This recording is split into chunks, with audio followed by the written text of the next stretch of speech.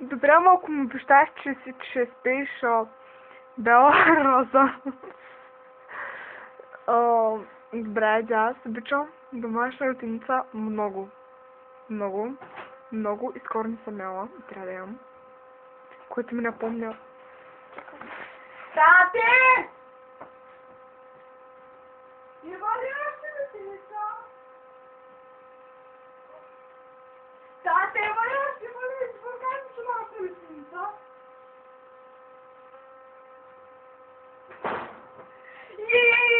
Каза, че има още буркана домашна рутиница и утре ще ям. Чао. Да добавим, аз съм напълно луд и побъркан човек.